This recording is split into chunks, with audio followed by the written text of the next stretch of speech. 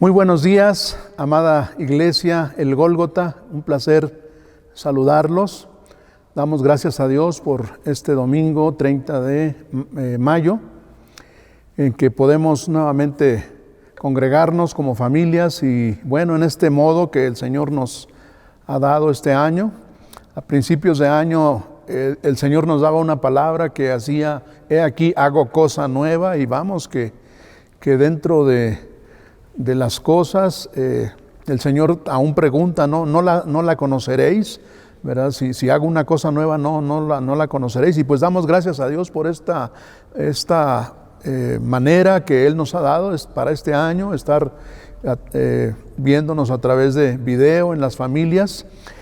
Aparte de que por una parte es una cosa nueva, pero a la vez son cosas que Dios ya había de antemano hace muchos años.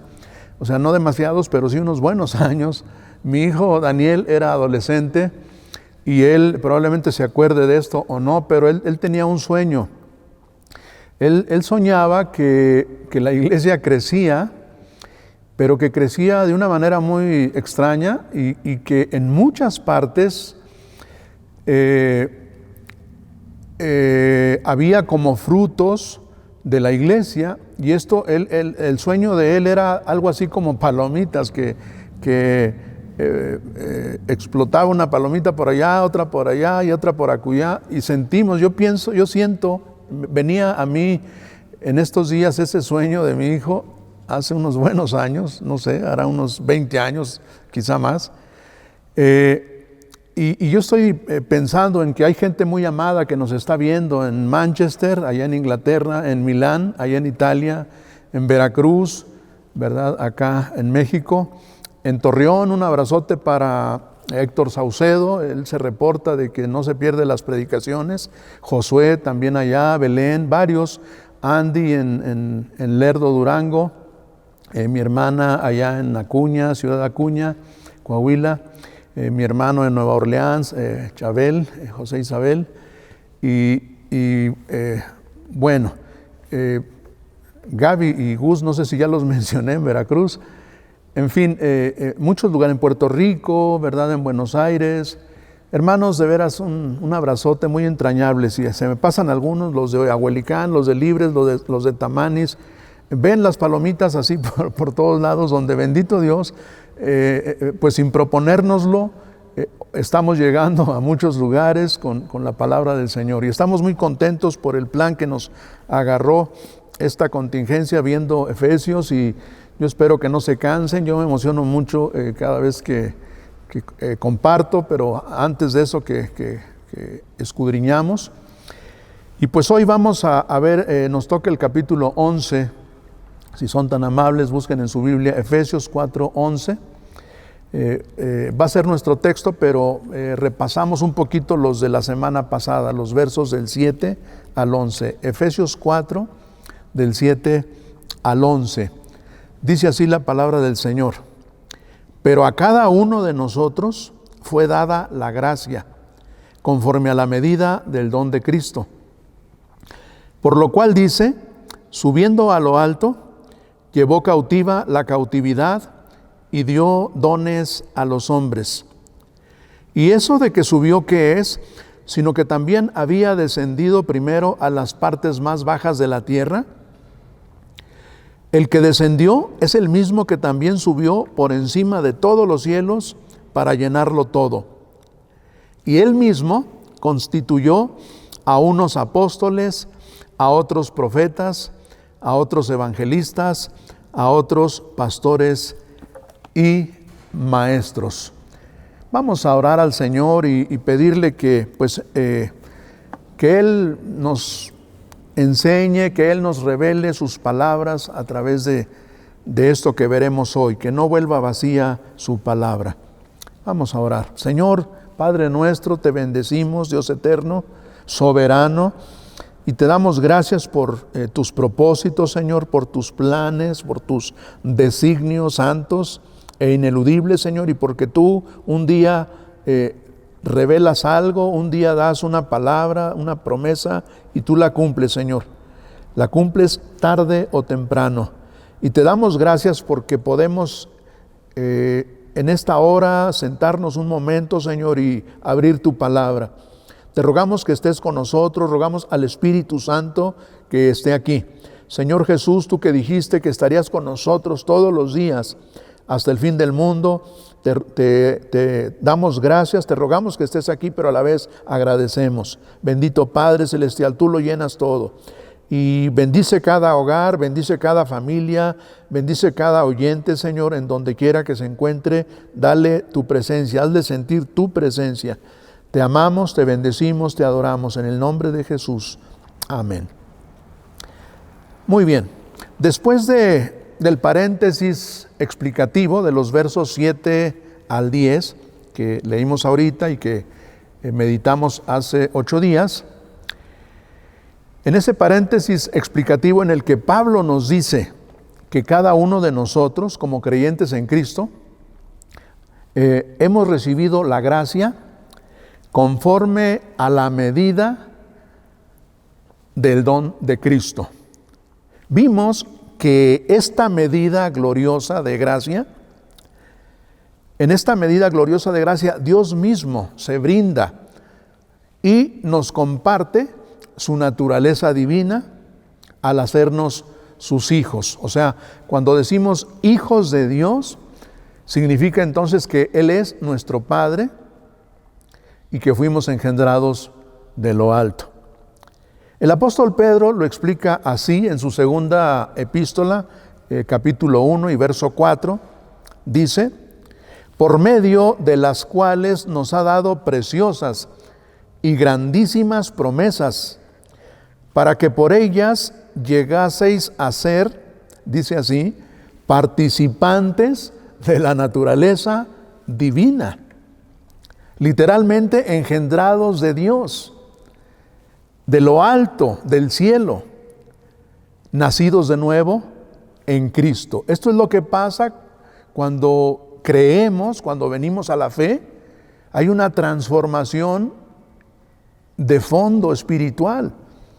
Quizá muchas veces la podemos explicar, muchas veces no, pero algo pasa en nosotros. Vemos las cosas de una manera muy distinta, muy diferente.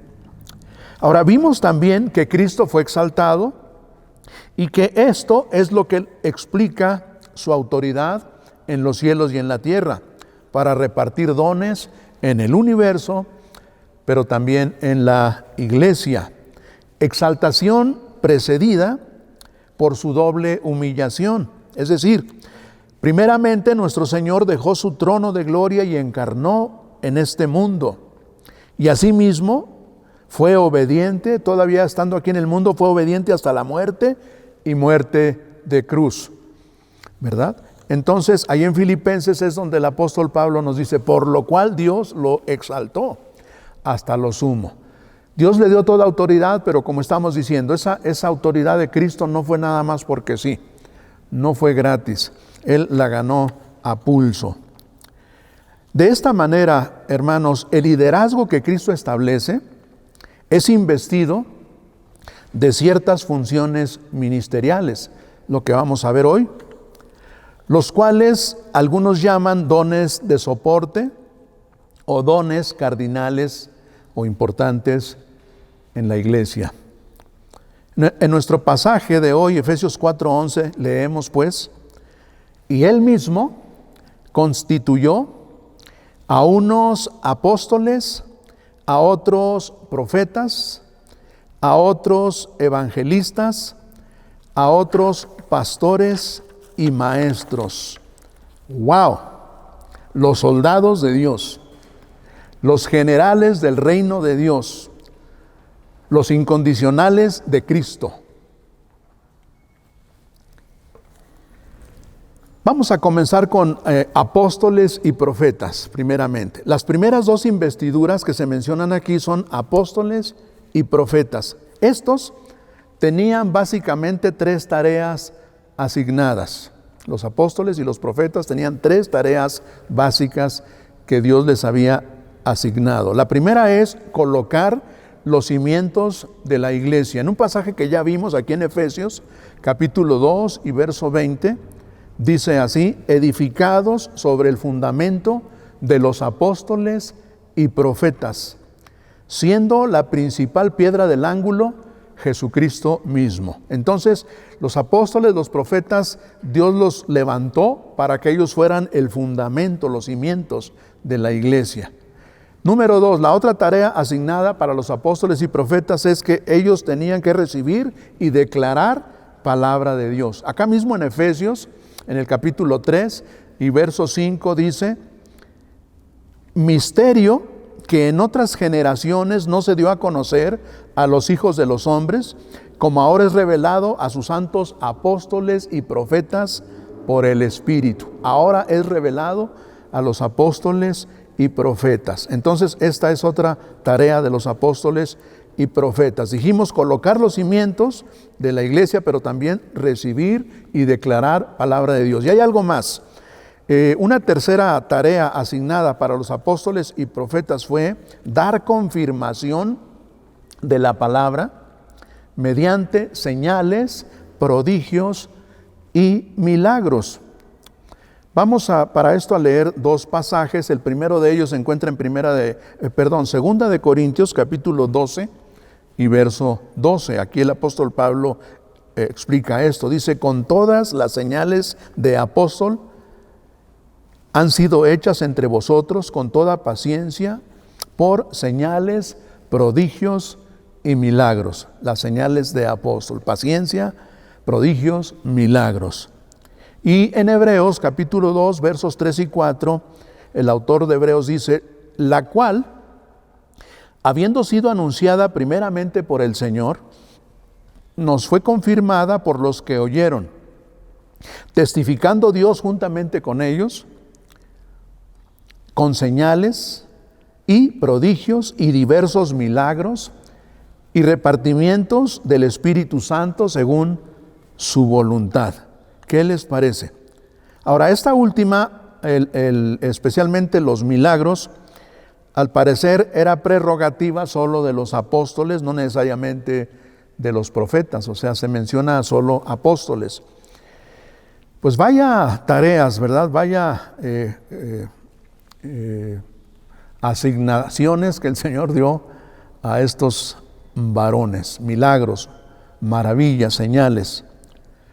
Una distinción entre los oficios de apóstol y profeta pudo haber sido que el mensaje del apóstol era más general y doctrinal, mientras que el de los profetas era más personal y práctico.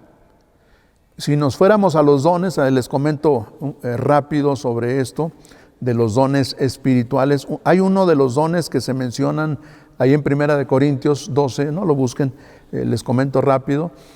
Habla del don de ciencia. Yo creo que el apóstol manejaba más este don de ciencia, decíamos más doctrinal. Es conocimientos, es estudiar la palabra, es meterse a la palabra de Dios y escudriñar en ella. Y el don de sabiduría, es un don más práctico, o sea, es guiar a las personas a tomar decisiones, ¿verdad? En cuanto a la voluntad de Dios para sus vidas, el propósito de Dios. Entonces, los que tienen, creo que los profetas usaban más probablemente el don de sabiduría, mientras que los apóstoles probablemente más el don de ciencia, según lo que estamos diciendo. Muy bien, veamos un poco más sobre los apóstoles.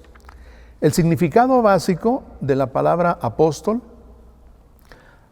apóstolos, el significado es enviado, o enviado para cumplir una misión. Los primeros hombres dotados por Dios en la iglesia del Nuevo Testamento fueron los apóstoles, por cierto, en los que Jesucristo tuvo la preeminencia. Allí en Hebreos, en la epístola a los Hebreos, capítulo 3 y verso 1, el autor dice: considerad al apóstol y sumo sacerdote de nuestra profesión, Cristo Jesús. ¿Qué quiere decir esto entonces? Significa que Cristo es el apóstol, el enviado de Dios al mundo, con la misión de redimir al mundo y redireccionar a la humanidad, redimir, salvar, pero también reorientar. Quizá las palabras cuando el Señor dice, yo soy la luz del mundo, el que me sigue no andará en tinieblas, sino que tendrá la luz de la vida. Ahí vemos esto que estamos diciendo. Para eso mismo, Jesús envió a los 12. Jesús fue enviado por Dios o enviado por el Padre. Él es el apóstol y sumo sacerdote. Y Él envía a los 12 para lo mismo. Y para eso el Señor también estableció la iglesia. Y para lo mismo fue escrito el Nuevo Testamento. Para redimir a la humanidad, para redireccionar también al mundo. Muy bien, vamos a avanzar. Discípulos apóstoles. En Marcos 3, en el Evangelio según San Marcos, capítulo 3, versos 13 y 14, vemos cuando Jesús llamó a sus discípulos para que fueran alumnos, quienes posteriormente se convertirían en sus apóstoles. Después, discípulo es alumno, apóstol es enviado. Vea lo que dice el pasaje, Marcos 3, 13 y 14. Dice, después subió al monte y llamó así a los que él quiso y vinieron a él. Y estableció a 12. Número 1 dice, para que estuviesen con él. 3 años estuvo ahí enseñándoles, mostrándoles, ayudándolos en todo, guiándolos. Y número 2 dice, y para enviarlos a predicar. Llamó así a los que él quiso y estableció a 12 para que estuvieran con él y para enviarlos a predicar. Este es el orden de Dios. Primero aprendices, luego maestros. Se ha dicho que Dios no llama gente preparada, sino que prepara gente escogida. Estos son a los que finalmente envía. Y desde su inicio, en Pentecostés, la iglesia cristiana quedó en deuda con los apóstoles, por medio de quienes el Señor estableció la doctrina del Nuevo Testamento. Vea lo que dice Hechos 2:42. Dice, y perseveraban en la doctrina de los apóstoles, en la comunión unos con otros, en el partimiento del pan y en las oraciones. Perseveraban en la doctrina de los apóstoles. Los unía, amén, la fe, la presencia de Dios, la presencia de Cristo en su congregación, pero dice aquí, en un punto importante, perseveraban en la doctrina de los apóstoles, en la palabra que ellos compartían a Cristo, ¿verdad? Muy bien, los 12. En su sentido más elemental, la palabra apóstol solo se emplea en el Nuevo Testamento con referencia a los 12. Incluido, hacemos todo un estudio del tema, se incluye finalmente a Matías, en Hechos 1:26 habla de esto. Matías, quien reemplazó a Judas. Judas, pues cuando el Señor partió, Judas había traicionado, ¿verdad? Conocemos la historia, el Evangelio. Judas, con muchos remordimientos, fue y se ahorcó, ¿verdad? Si se hubiera arrepentido, quizá, por supuesto, Dios le habría ayudado, le habría perdonado, pero no, fue y se ahorcó. Entonces, reemplazan a Judas. Ahí en Hechos capítulo 1 y verso 26 habla de que Matías reemplaza a Judas, y otra vez son 12. Y por otro lado, Pablo, el apóstol Pablo, que es otro apóstol, que él pues no estuvo ahí o no anduvo, conoció a los 12, pero no estuvo ahí diciendo, aquí estamos los 12, ¿verdad? O algo, tómenos una foto. Sino que Dios lo llamó de una manera muy especial. Jesús le dijo, conocemos también la historia de Pablo, cómo se convierte a Cristo.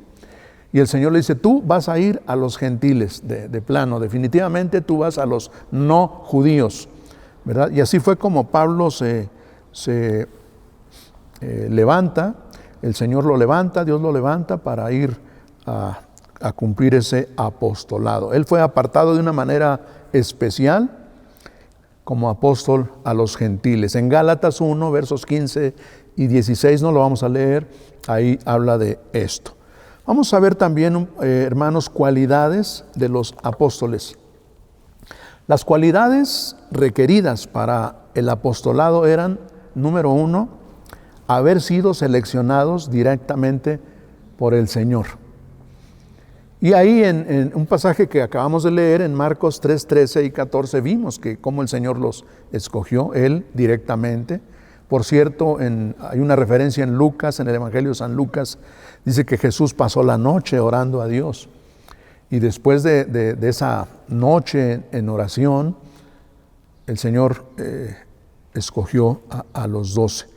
Entonces, la primera cualidad de un apóstol era que hubieran sido seleccionados directamente por Cristo. Número 2, haber sido testigos oculares de la resurrección del Señor.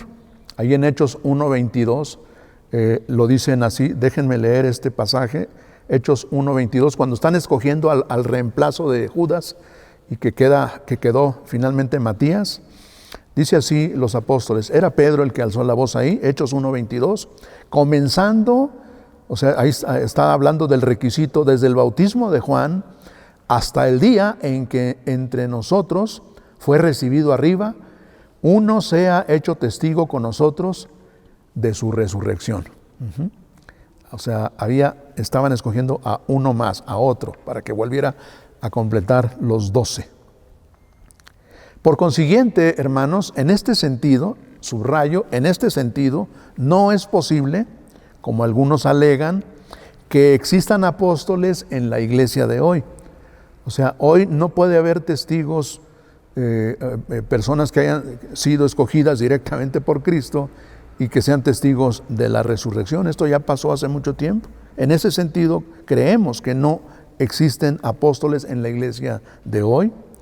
Al ser completado el Nuevo Testamento, el oficio de apóstol, técnicamente hablando, dejó de existir. Es cierto que el término apóstol se emplea en un sentido más general en el Nuevo Testamento para hacer alusión a otros hombres de la iglesia primitiva. Ahí el término griego tiene un cambiecito y ahí más bien, más que un enviado, ahí son enviados también en cierta manera, pero eran mensajeros, ¿verdad?, que los apóstoles enviaban. Hay unos versículos, se los voy a dar rápido, ahí donde habla de otras personas que también ahí se les alcanzó a decir apóstoles. A Bernabé en Hechos 14:4, a Silas y Timoteo en Primera de Tesalonicenses 2:6, y otros cuantos líderes sobresalientes ahí en Romanos 16, verso 7, Segunda de Corintios 8:23 y Filipenses 2:25.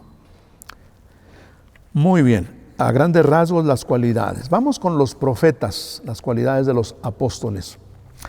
Los profetas fueron instrumentos esenciales en la edificación y fortalecimiento de la iglesia primitiva. Tanto los apóstoles como los profetas, dijimos, asentaron el fundamento sobre el que se encuentra la iglesia de Cristo. Parece que la posición del profeta estaba destinada de forma exclusiva al trabajo dentro de una congregación local, mientras que el apóstol tenía un ministerio mucho más amplio e itinerante. O sea, los apóstoles iban a muchas ciudades, a muchos lugares, predicando el evangelio, y al parecer los profetas estaban ahí en la iglesia local. Los profetas hablaban en algunas ocasiones por revelación directa de Dios, como por ejemplo lo hizo Agabo, ahí en Hechos de los Apóstoles habla de esto, Hechos 11, 27 y 28. Agabo, quien predijo que vendría una hambruna en Antioquía, o sea, él dijo, va a dejar de llover, va a haber sequía y va a haber hambre y va a pasar, y sucedió. Hay casos así, ¿verdad?, que algunos profetas predecían y sucedía, ¿verdad? Otras veces los profetas solo hacían una exposición explicativa de la revelación ya dada. Esto se puede deducir de la definición profética que Pablo dio en 1 Corintios 14, el verso 3, donde dice que los profetas, el que profetiza habla para edificación, exhortación y consolación. Edificación, exhortación y consolación. O sea, esto es la predicación propiamente dicha, ¿verdad? Decíamos que los profetas hablaban en forma como más aplicable, más práctica, probablemente que los apóstoles, que ellos eran más doctrinal, más general. Muy bien, vamos a continuar. Los profetas secundaban a los apóstoles, ¿verdad? Ahí en 1 Corintios 14, 37, el apóstol Pablo exhorta y dice, pues reconozcan, ¿verdad? Déjeme leerlo es 1 Corintios 14, 37. Dice así: si alguno se cree profeta o espiritual, reconozca que lo que os escribo son mandamientos del Señor. O sea, Pablo aquí está en un tono firme, ¿verdad? Si alguno se cree profeta, los profetas secundaban, tenían que someterse y sujetarse a los apóstoles.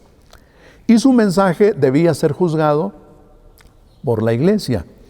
En 1 Corintios 14, 29, Pablo dice eso. Hay otros versículos ahí mismo en el capítulo 14, donde dice que los que profetizaban, pues está bien que lo hagan, dice, pero háganlo por turno y los demás escuchen, juzguen, decía el apóstol Pablo. Vimos, hermanos, que la iglesia fue establecida sobre el fundamento de apóstoles y profetas. Ya lo vimos en Efesios 2:20. Y como parte de esto, se definió el canon del Nuevo Testamento.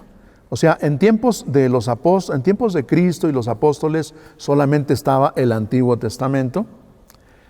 Diríamos que el Nuevo Testamento apenas lo estaban viviendo y se estaba escribiendo. Los escritos fueron décadas después, ¿verdad? Así se escucha o se siente los escritos del Nuevo Testamento, ¿verdad? Por ejemplo, Juan, el apóstol, dice, pues entonces subimos y fuimos, hicimos, ¿verdad? O sea, todo es algo que ya habían vivido.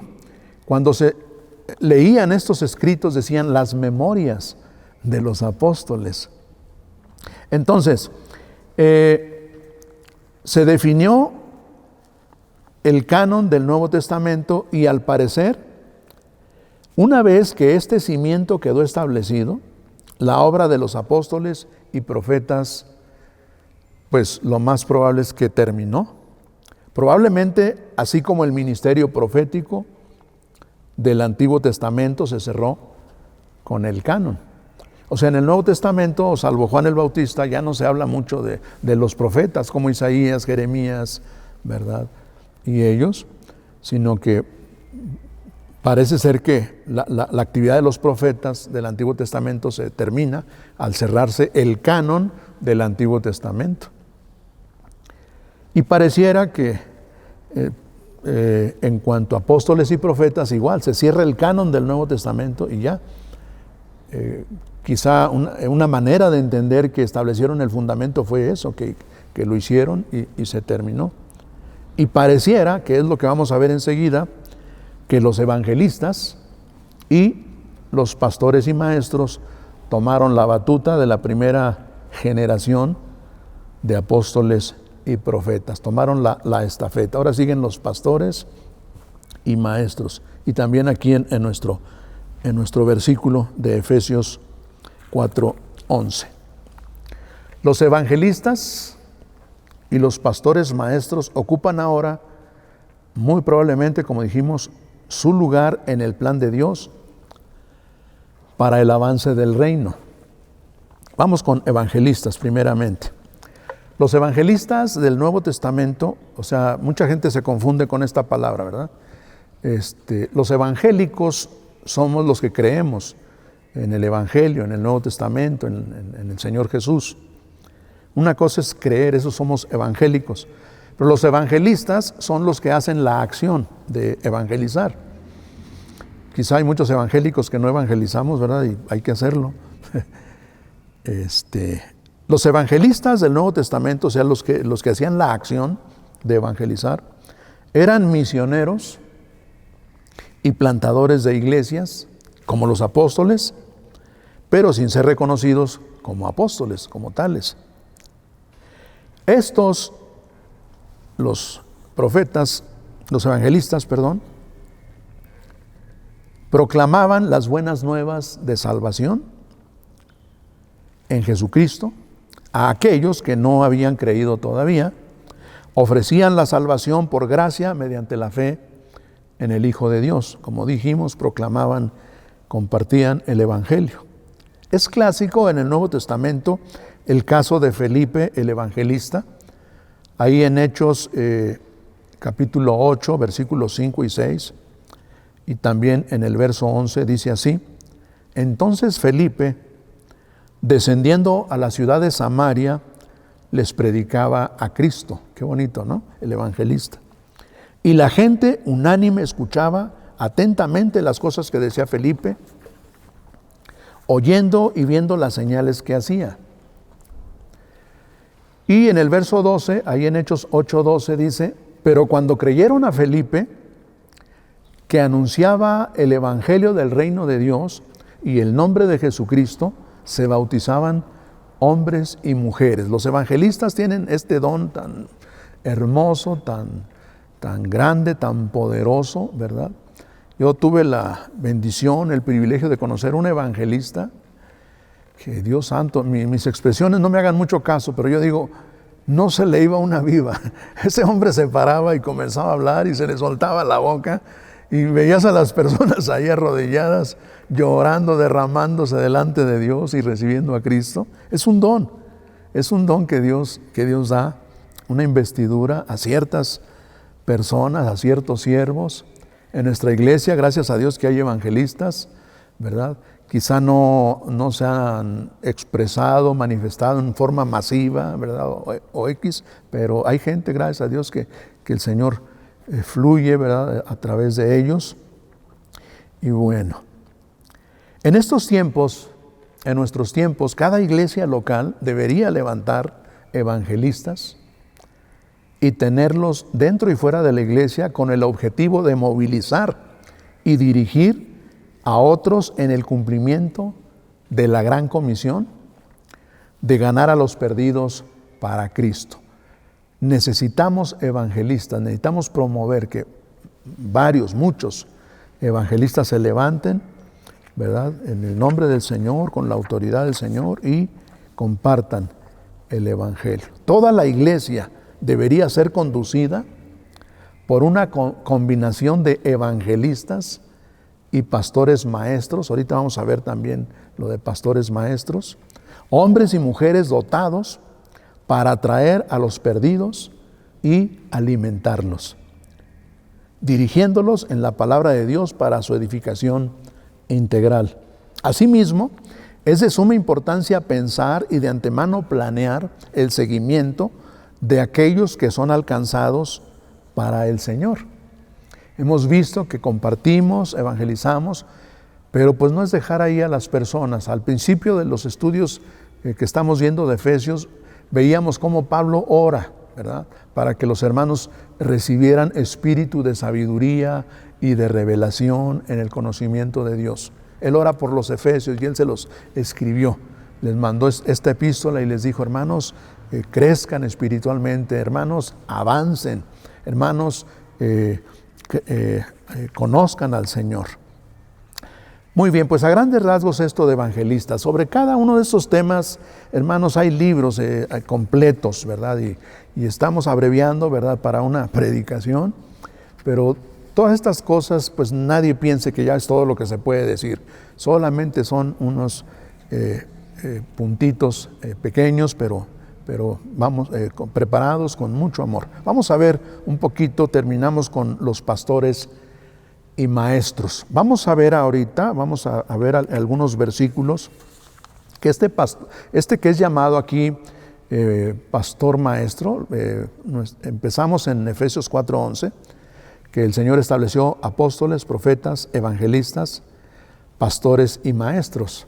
Ha habido mucha discusión sobre esto de pastores y maestros. Hay quienes piensan que son 5 rangos o dones, ¿verdad? Hay otros que piensan que son solamente 4, que esto de pastores y maestros realmente es pastores maestros. Es una en nuestro caso pensamos que es así, pastores maestros, ¿verdad? Pero bueno, respetamos a quien pruebe que es otra cosa, está perfecto, adelante. Pero vamos, por otro lado, estos pastores o pastores maestros, hay 3 términos en el Nuevo Testamento, los vamos a ver ahorita, los vamos a analizar, a revisar, que se refieren al mismo oficio. El primero es pues el que estamos diciendo, pastor, el otro es obispo y el otro es anciano. Y en el Nuevo Testamento vamos a ver que se refiere a la misma persona, es el mismo oficio, pastor, obispo o anciano. Muy bien, el apóstol Pedro, por ejemplo, vamos a entrar en materia, presenta los mismos términos en Primera de Pedro 5, la primera epístola, capítulo 5 y versos 1 y 2. Dice, ruego a los ancianos, ahí es una de las expresiones, ancianos, decíamos obispos o pastores. Ruego a los ancianos, la palabra ancianos ahí es presbítero, la palabra griega es presbúteros, en la transliteración al español es presbítero, nosotros la usamos, conocemos esa palabra como presbítero, es el anciano o pastor. Ruego a los ancianos, a los presbúteros que están entre vosotros, yo anciano también con ellos, y testigo de los padecimientos de Cristo, que soy también partícipe de la gloria que será revelada. Y luego dice, apacentad, o sea, apacentad ahí tiene que ver con el cargo de pastor. La palabra griega ahí es poimainó, apacentad la grey de Dios que está entre vosotros, cuidando, aquí la palabra cuidando es episcopeo, y aquí viene hay otra palabra aquí que es obispo. Episcopo es obispo, y el obispo es uno que tiene cuidado, es uno que cuida a las ovejas, ¿verdad? Entonces dice, apacentad la grey de Dios que está entre vosotros, cuidando de ella, no por fuerza, sino voluntariamente, no por ganancia deshonesta, sino con ánimo pronto. Lo que queríamos mostrar es que este versículo trae los 3 términos que se usan en el Nuevo Testamento para la palabra pastor, obispo y anciano. De igual manera, Pablo convoca, ahí vamos a ver en Hechos capítulo 20, convoca al liderazgo a su discurso de despedida en Mileto. Hizo como un congreso de líderes, ¿verdad? Porque se iba a despedir ahí de Mileto. Pablo ya presentía, ¿verdad?, que tenía los días contados, y él así con mucha melancolía, ¿verdad?, con mucha vehemencia, él citó a los ancianos. Ahí en Hechos 20:17 dice que llamó a los ancianos, a los presbíteros de la iglesia de Éfeso. Éfeso era una gran iglesia, una de las que conocemos ahora como mega iglesias, ¿verdad? Éfeso era una ciudad muy importante, y bueno, entonces mandó traer a los ancianos, así dice Hechos 20:17, y les dijo, vean lo que les dice, por tanto mirad por vosotros mismos y por todo el rebaño. Ahí ya implica pastor, en que el Espíritu Santo os ha puesto por obispos, episcopos. En nuestra versión sí dice obispos, en la versión 60, para apacentar, poimainó, la iglesia del Señor, o sea, pastorear, la cual él ganó por su propia sangre. Hechos 20, 28. Véase también Tito 1, 5 y 7, ahí también habla cómo intercambia estos términos, anciano, obispo o pastor, se refiere al mismo oficio.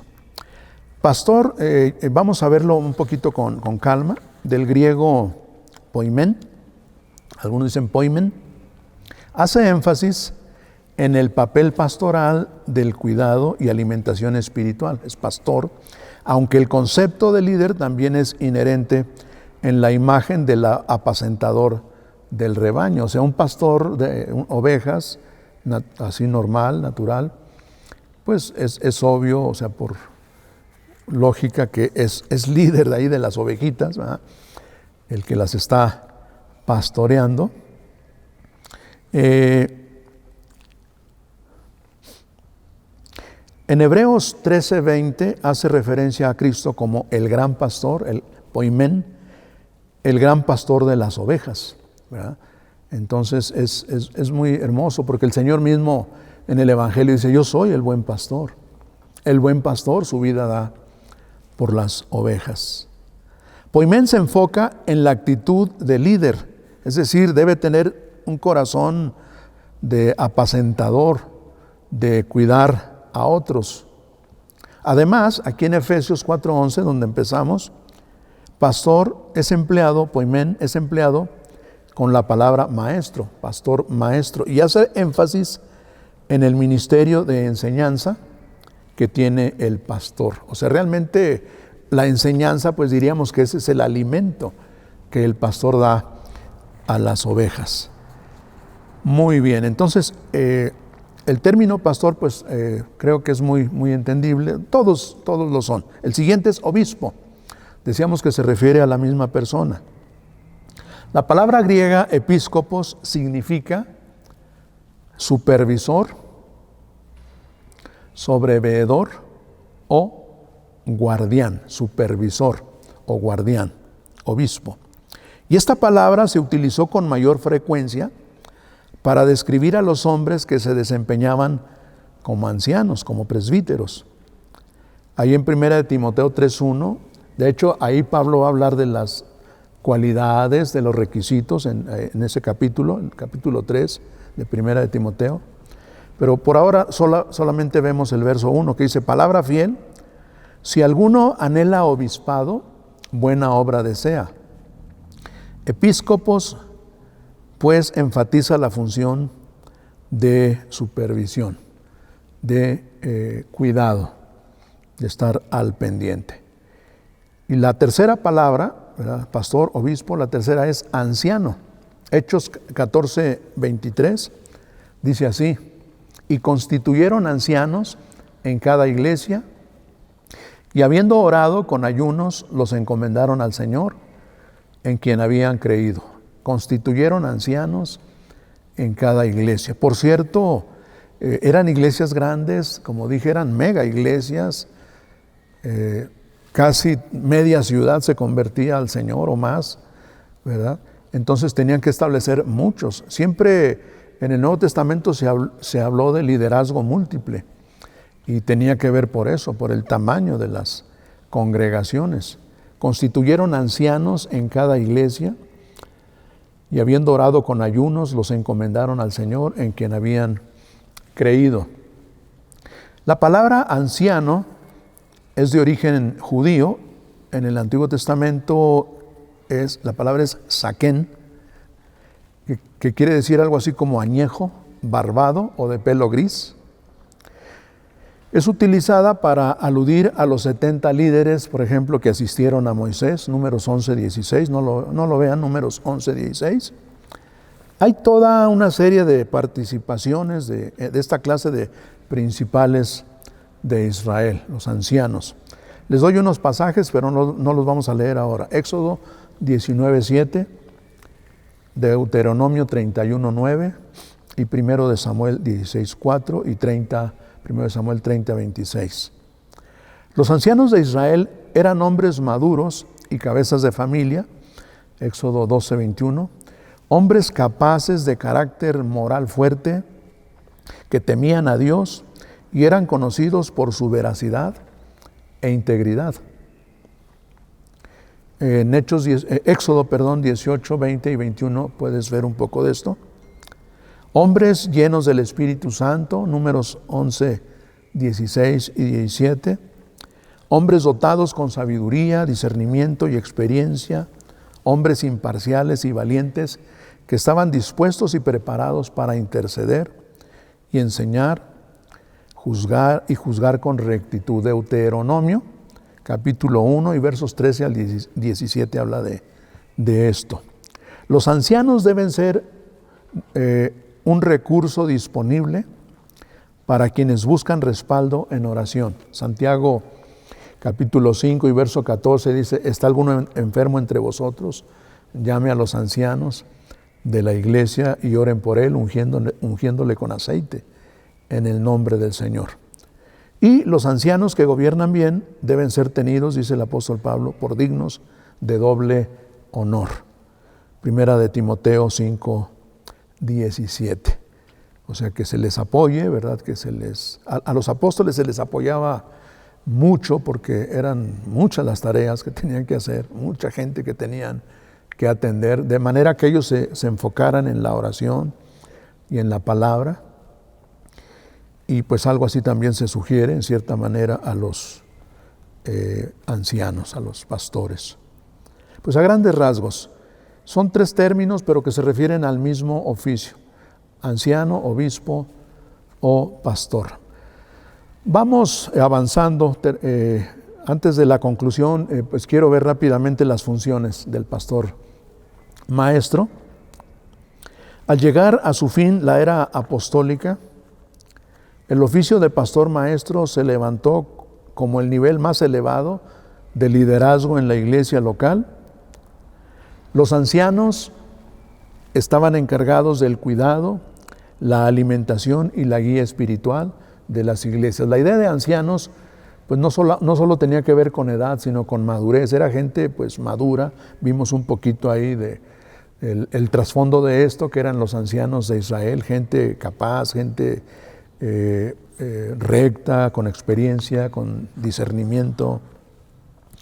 Como supervisores espirituales, los pastores se encargan de determinar las políticas de la iglesia. En Hechos 15, 22 al 29 hubo un concilio, ¿verdad? Muy interesante, ahí donde se habla de cómo iban a hacer las cosas. Sobre todo les preocupaba pues las costumbres, la cultura, en cuanto a que el evangelio había llegado a los no judíos, a los gentiles, y pues están reglamentando un poco ahí el asunto, ¿verdad? No quieren poner prohibiciones y leyes ni nada. Ahí léanlo, Hechos 15, es muy bonito ahí ver todo esto. También otra cosa que hacían las funciones de los pastores pues era ejercer vigilancia y supervisión continuas. Hechos 20, 28, donde Pablo les dice: el Espíritu Santo os ha puesto por obispos, ¿verdad? Por guardianes, por sobrevedores. También otra de las funciones era ordenar a otros al ministerio, ¿verdad? De cuando en cuando estar llamando gente que se subiera, por decirlo así, al ministerio también, a servir al Señor. Pablo le dice esto a Timoteo en el capítulo 1 de Timoteo 4:14. Él le dice que él recibió el don, dice, por la imposición de manos del presbiterio. O sea, los presbíteros lo habían ordenado al ministerio. Otra función de los pastores pues era presidir, ¿verdad? Son los presidentes los que presiden, enseñar y predicar. 1 Timoteo 5, 17, exhortar y refutar, Tito 1:9, y actuar con el ejemplo. 1 de Pedro 5, del 1 al 3, donde Pedro les dice, pues siendo ejemplo a la grey, ¿verdad? Y pues a grandes rasgos, queremos terminar diciendo, mis hermanos, que todos los dones que Cristo da a individuos y a la iglesia son dones que Él mismo manifestó a la perfección. Hagan de cuenta que los dones que Cristo reparte era que Él mismo se reproduce en nosotros, en la congregación. Si alguna vez existió un predicador por excelencia, fue Cristo mismo. Si alguna vez existió un líder, maestro, guía, administrador, siervo, ayudador o dador por excelencia, fue el Señor Jesús. Él es la ilustración suprema y el ejemplo perfecto de todos los dones. Sus dones son para nosotros regalos que Él, el príncipe de los pastores, da de sí mismo en su sobreabundante gracia. Por otra parte, todo creyente en la actualidad es deudor de manera directa o indirecta, bueno, a Cristo directamente, pero a los apóstoles, a los profetas, a los evangelistas, a los pastores y maestros también, hombres dotados de forma especial, y a quienes Dios ha dado a la iglesia para su crecimiento y edificación. Por medio de su predicación, enseñanza, exhortación, materiales escritos, videograbados y otros ministerios, ellos dirigen a los perdidos a Cristo, enriquecen nuestro conocimiento de Dios y su palabra y nos animan a andar como es digno de la vocación con que fuimos llamados. Por eso la Biblia dice que obedezcamos a nuestros pastores, porque ellos velan por nuestras almas y porque de esto han de dar cuenta. Hebreos 13:17. Que Dios nos bendiga, amados hermanos. Vamos a orar al Señor, encomendándonos a Él. Jesús decía, oren, pidan al Señor de la mies que envíe obreros a su mies. Y pues hay mucho que hacer, ¿verdad?, en el extendimiento del reino de Dios. Vamos a orar y bendecir al Señor. Padre Santo, Señor, te amamos y te bendecimos. Te damos gracias porque tú diste dones a los hombres, Señor Jesús. Te bendecimos porque tú fuiste exaltado. Gracias, Padre, por exaltar a Cristo, por levantar a tu Hijo amado, Señor, y por darle un nombre que es sobre todo nombre. Bendito seas, y gracias que diste dones a los hombres. En esta hora creemos que tú nos hablas, Señor, y que tú levantas, que tú despiertas el espíritu de muchos para servirte, Señor, y para ser útiles. Te damos muchas gracias, Padre Santo, porque tú no te equivocas, decíamos, y tú das exactamente, precisamente los dones que se necesitan.